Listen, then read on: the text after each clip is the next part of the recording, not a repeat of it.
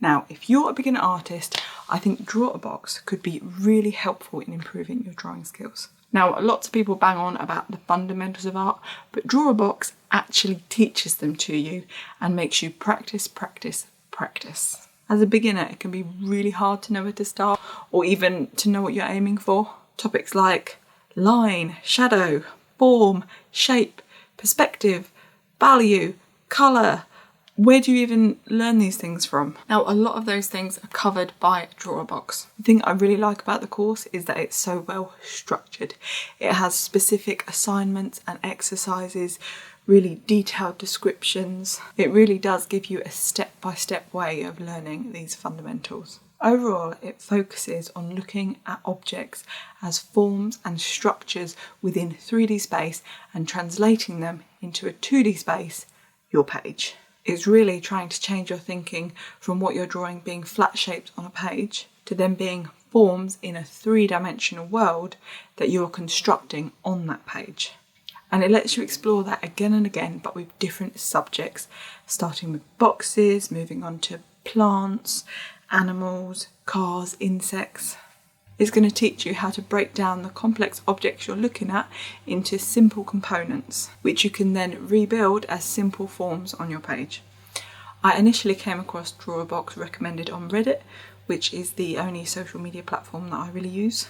The guy who made Drawabox goes by the online name Uncomfortable. With Drawabox, it's completely free, which is mind-blowing because there's so much information in there. There's a website with all of the written information and diagrams in, which are accompanied by YouTube videos that complement the written sections along the way. You can support Drawabox by getting homework critiques via Patreon. I think last time I looked, the critique ranged from £4.50 to £17.50, but most people would, I assume, choose the student option, which was about £6. I personally haven't gone down that route. I've been posting my homework on the Reddit forum just because my art budget is particularly small at the moment. I'm saving for a baby, and I mean, to be honest, I've got less than 2 months and I haven't brought anything yet. I should probably pack a hospital bag at this point, but yeah. Let's take a look at my completed lesson 1 exercises as well as my 250 box challenge. Lesson 1's key focuses are on drawing accurate lines confidently, as well as perspective, and really drawing from the shoulder and the elbow. It's broken up into 3 sections. Those are lines, ellipses and boxes, and it uses techniques such as the ghosting method, which is practicing the stroke before you commit it to the page, to help you start drawing your lines with confidence. It really does get your confidence up with freehand drawing of lines and ellipses right from the get-go. The exercises within this lesson really build on top of each other. It starts out with drawing a line freehand on top of a line you've drawn with a ruler, and then it moves on to drawing a line from A to B with no guideline at all. It then covers planes, getting you to practice that line work over and over to build that confidence and accuracy. The ellipses section focuses on accuracy again with repetition, ghosting those lines, and gives you clear targets for defining your ellipses, such as on the planes exercise where your ellipse will be touching 3 points, such as the side of the frame and the previous ellipse. It then moves on to funnels and drawing ellipses along the minor axis line within the centre of that funnel. After ellipses, you get into boxes in perspective.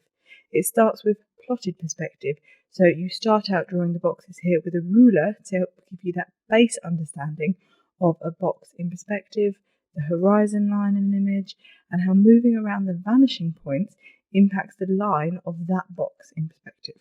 After that, it throws you in a little deeper by taking away the ruler and making you try those boxes freehand.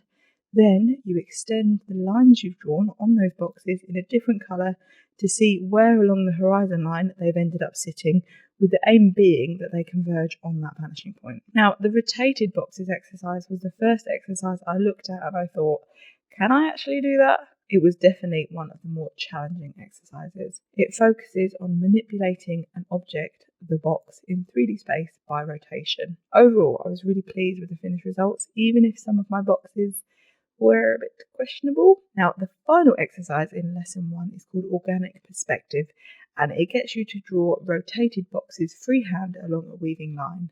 Now, I really found this exercise helped me imagine those boxes in 3D space, getting further away in the image as I was drawing them. After completing lesson 1, you move on to the 250 box challenge.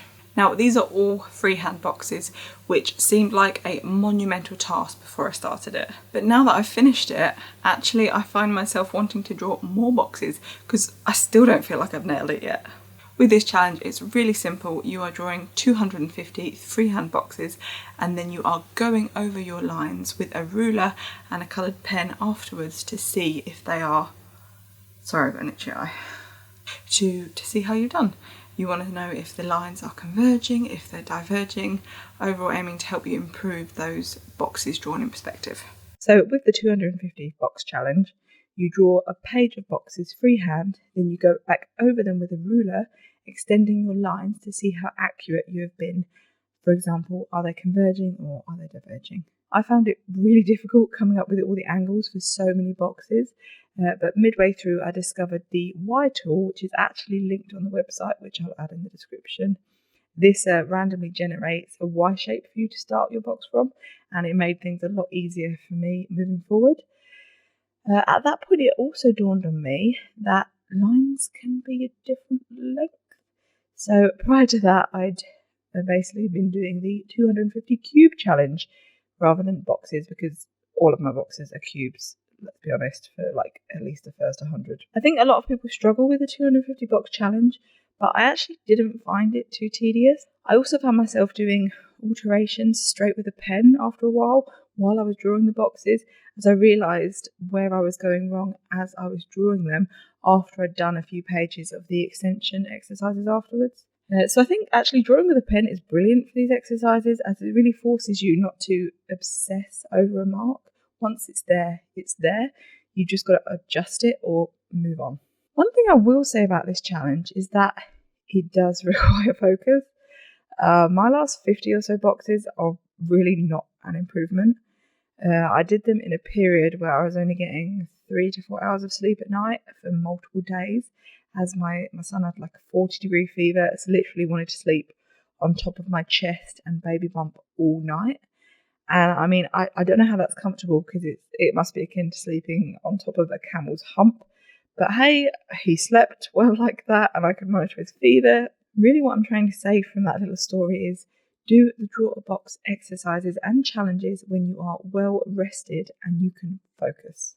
So overall, I'm really liking Drawabox so far. I'm already halfway through lesson 2, and I can already see how handy all of this information is going to be, both for drawing from reference and for imaginative drawing. I love that it's very step-by-step and structured, and I appreciate that it's set up like this for a reason. It's trying to focus on only improving one specific skill at a time, and it really makes you practice that skill. Some people may see some parts as repetitive, but that's the point. That's practice. That's a huge part of improving. Overall, it's really clearly laid out and straight to the point.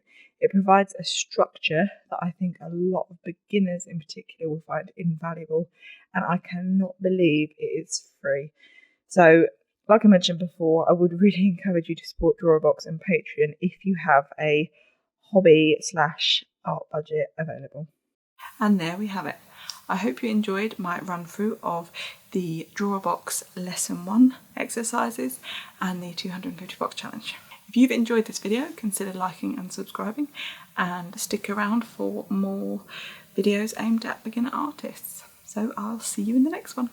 Bye.